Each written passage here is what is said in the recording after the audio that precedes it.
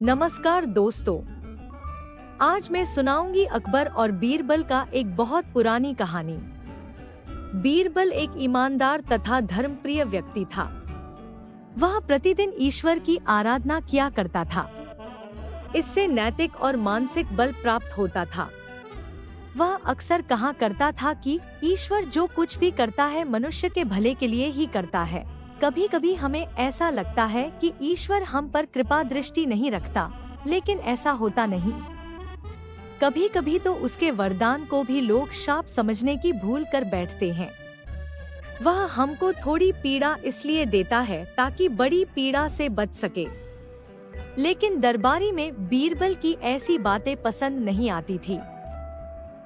एक दिन दरबार में बीरबल को संबोधित करता हुआ बोला, देखो ईश्वर ने मेरे साथ क्या किया। कल शाम को जब मैं जानवरों के लिए चारा काट रहा था तो अचानक मेरी छोटी उंगली कट गई। क्या अब भी तुम यही कहोगे कि ईश्वर ने मेरे लिए ये अच्छा किया है?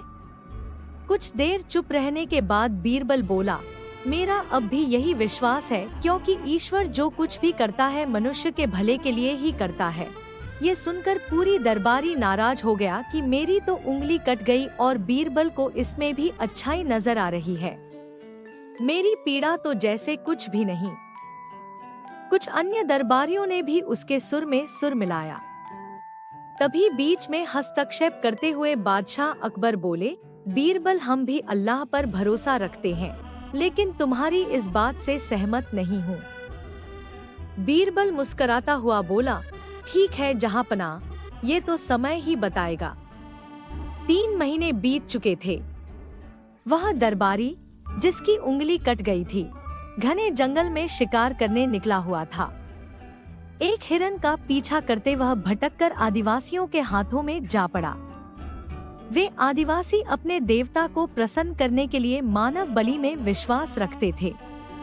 दरबारी को पकड़कर मंदिर में ले गए बलि चढ़ाने के लिए। लेकिन जब पुजारी ने उसके शरीर का निरीक्षण किया तो हाथ की एक उंगली कम पाई। नहीं, इस आदमी की बलि नहीं दी जा सकती। मंदिर का पुजारी बोला, यदि 9 उंगलियों वाले इस आदमी को बलि चढ़ा दिया गया तो हमारे देवता प्रसन्न होने के बजाय क्रोधित हो जाएंगे। अधूरी बलि उन्हें पसंद नहीं।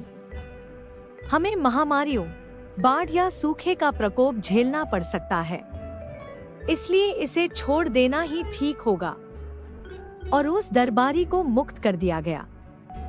अगले दिन वह दरबारी दरबार में बीरबल के पास आकर रोने लगा।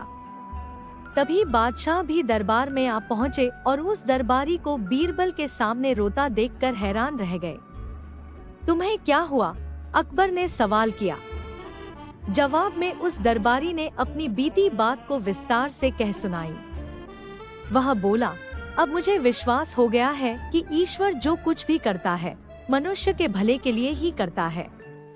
यदि मेरी उंगली न कटी होती तो निश्चित ही आदिवासी मेरी बलि चढ़ा देते। इसीलिए मैं रो रहा हूँ, लेकिन ये आंसू खुशी के हैं। मैं खुश हूँ क्योंकि मैं जिंदा हूँ।